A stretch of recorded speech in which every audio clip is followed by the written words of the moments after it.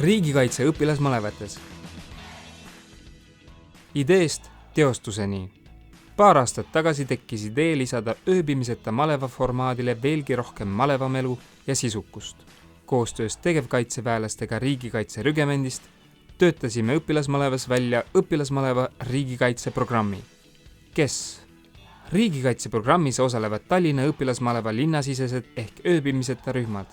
Ööbimiseta rühmad kestavad 2 nädalat ja osalevad põhikooli noored. Väljakutse metsas. Peale tööaega on malevarühmad külastanud Eesti sõjamuuseumi, staabi- ja sidepataljoni ning metsavenna punkreid.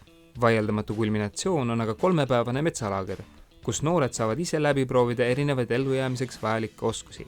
Tule tegemine ja tulekahju kustutamine, saavad meditsiinialaseid teadmisi, käivad katakombides, laskuvad angaari katuselt köiega alla ja nii edasi. Programmi lisaväärtused.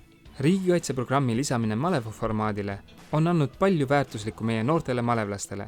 Lisaks töökogemusele ja meeskonnatööle teadmise Eesti riigikaitse ülesehitusest, uusi töövõtteid ja praktilisi oskusi looduses toimetulekuks. Riigikaitse algab noortest.